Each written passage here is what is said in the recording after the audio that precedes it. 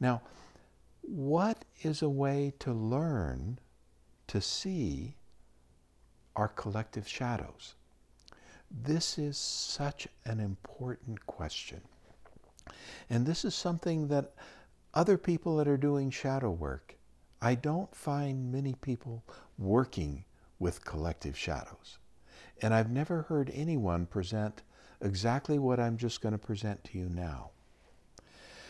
Just like if I'm looking for my individual shadows, I look for people that bug me. Individual people that bug me. That are, I'm projecting my individual shadow onto. If you want to learn how to see your collective shadows that you've individualized, part of your ego complex, then the question to ask is not, do you have prejudices? Because we all have prejudices. The question is, can you articulate what your prejudices actually are? And can you see them as prejudices? Let's take an obvious one. Religious prejudice. You know, the Catholics don't like the Protestants. In fact, how much bloodshed, how much blood has been shed over this polarization between people that believe in a Protestant God and people that believe in a Catholic God. Wars have been fought, let alone the people that believe in Allah and the people that believe in Christian God. I mean, ISIS, that these wars are happening now all over the world, and it's heating up. This is nothing more than a religious prejudice.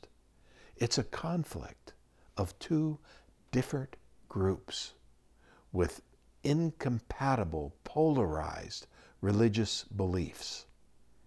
One God against another God. And this is the story of civilization.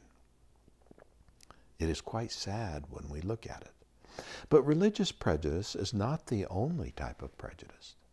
You know, let's move into the 20th century. Let's stay in the 19th century. The Civil War, the end of slavery. You know, it wasn't but a couple hundred years ago, 150 years ago, that slavery was abolished in every modern country. This is a huge phenomena.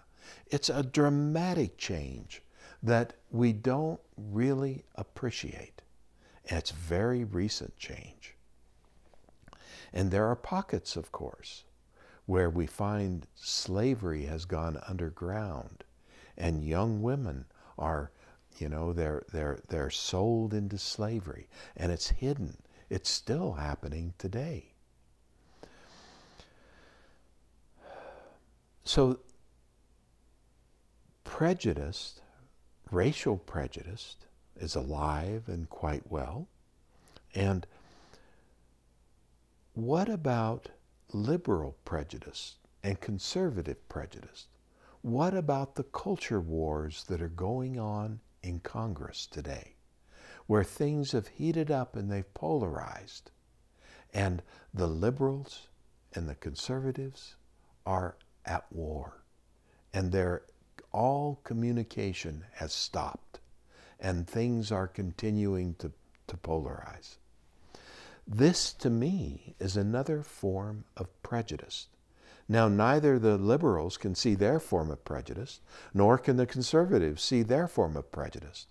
But if they were able to, the only way to resolve these culture wars is for people to become conscious of their collective shadows, which are really just another way to say their prejudices, and to withdraw the projection of their prejudice and to own the prejudice quality of that projection, and then to integrate it into their group.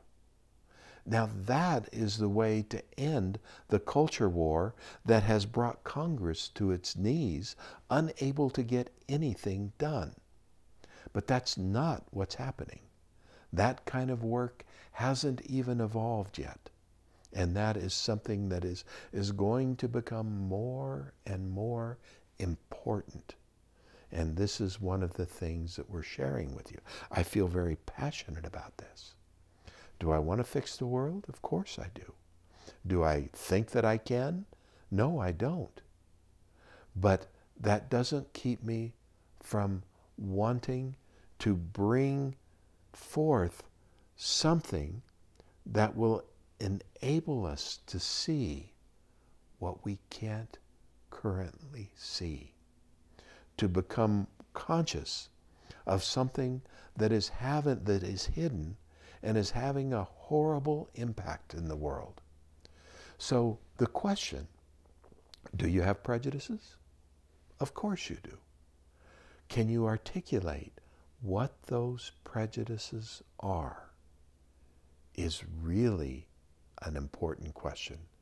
And can you open your mind and become curious about what the impact is of your prejudices on other people? This is crucial.